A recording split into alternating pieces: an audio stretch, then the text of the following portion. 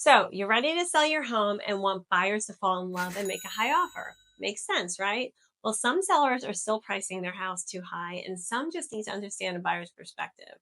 The market has changed, and there are just things that home buyers will hate about your house.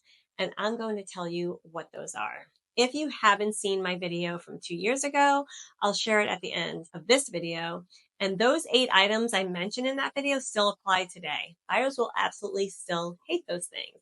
But I wanted to update you on some new items that have been coming up lately that buyers are having an issue with. So today, let's dive in and make sure your home is ready to impress. Hey there, I'm Kim Devlin with the Kim Devlin team in Northeast Florida. Today we're diving into a topic that's crucial for anyone looking to sell their home, the things buyers will absolutely dislike or possibly hate about your house. Whether you're planning to list soon or just curious, stick around because this could affect the sale of your home and probably the price. As I mentioned before, the video I did 2 years ago covers the obvious: odors, dark rooms, clutter, carpet, etc. Again, I'm sharing it at the end so you can watch it after this one. But today I want to focus on some new items that have been recently bothering buyers. First and foremost, mismatched flooring. Imagine walking from a room with beautiful hardwood floors into another with wood plank tiles, and then into a third with completely different type of tile. It creates a visual jolt and can make the home feel disjointed and poorly planned. Buyers hate this. They really, really hate this. And flooring isn't cheap. So please understand that buyers are going to change it. Price your house accordingly. Another thing is not installing the flooring consistently. I walked into a house recently with new vinyl plank flooring, and the entryway had the flooring running vertically from the front to the back. But the rooms to either side had the planks running horizontally, and they had transition strips to cover the seams.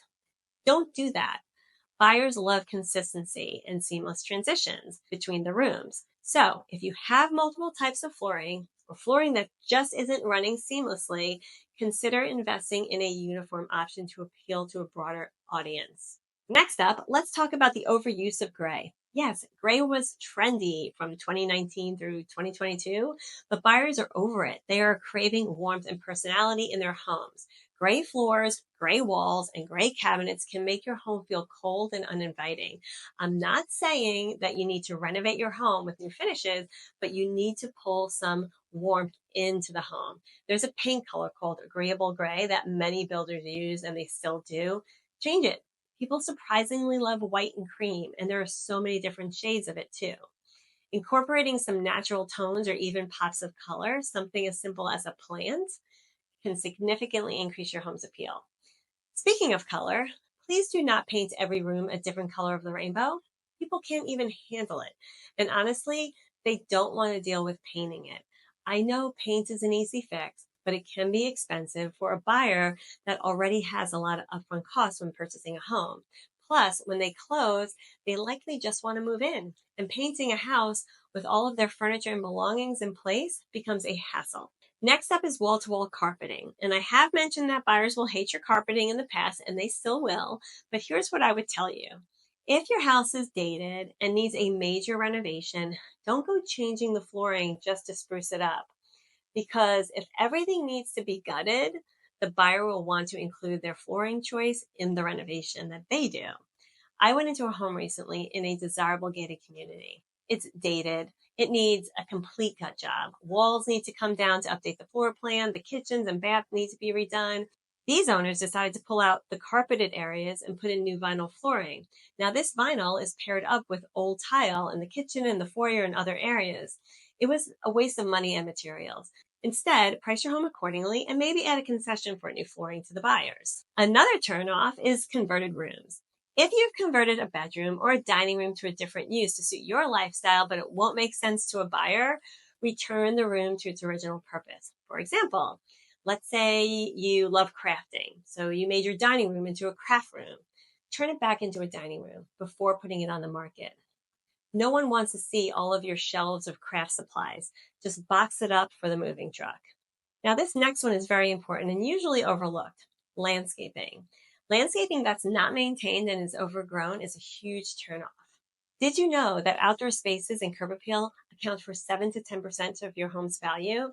It's so important not to neglect it. We are in Florida and people want to be outside most of the year. So give it some attention. This is what buyers see before walking into your house. It also shows pride of ownership. Lastly, pets. I love them so much. And this is worth mentioning again because it was in my first video, but don't leave them home. Don't leave them in a hot garage in a crate. The other day, I walked into a garage and the dog barked so aggressively, it scared the crap out of me. But it also has the buyers seeing the sellers in a negative light. So please just take them with you.